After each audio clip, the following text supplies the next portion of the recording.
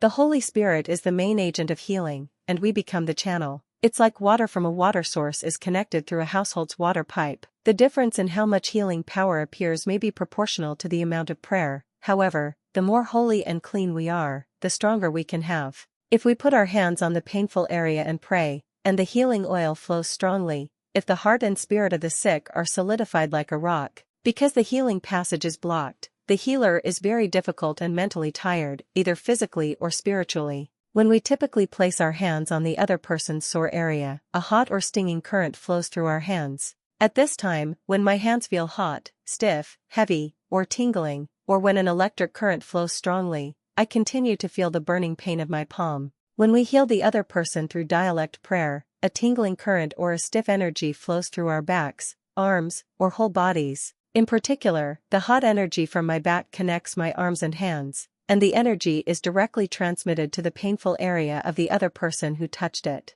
Most people who are undergoing healing generally say that the area they touched is warm or hot at first, and over time, they feel a tingling electric current, stiff, or tolerable pain. When the oil of the Holy Spirit flows in, some people say that a cool wind seems to come in, and most people feel at ease. Some people say they're sleepy. People with back pain usually say that the pain in their back seems to go down to their legs. There are also people who express that something cloud-like energy flows into the painful area, and when I hold my hand on the ankle of a sick person, the stiff energy rises up to his chest like pumping. When I touch the shoulder of a sick man, his arms rise by themselves, and there are some whose head is tilted back. I put my hand on his waist, and some people expressed that his palms and soles seem to be breathing. Spiritually sensitive people say that if I pray with my hands on his legs, the oiliness of the Holy Spirit flows through his waist and hands. In this way, we experience various things that the Holy Spirit does, because it is the authority that belongs only to the Holy Spirit. I prayed with my hand on the calf of a certain monk, and she also expressed that the fire of the hot Holy Spirit was penetrating under and above the bridge.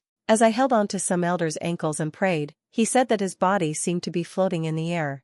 My wife, whose spirit was wide open, told me that in the process of recovering from healing prayers, it seemed fantastic to dismember the snakes with the sword of the Holy Spirit and to burn a large dragon with the fire of the Holy Spirit. When the healing is complete, my wife says that the waterfall, clear lake, and beautiful flowers in full bloom look like a fantasy. In addition, it shows the heart pattern of love and rainbow in the fantasy. Colorful light descends from the sky, and beautiful pollen falls from the sky. Now is the time when God poured the Holy Spirit like water. We need to have a broad perspective to understand and accept these things positively, with the door of our hearts wide open.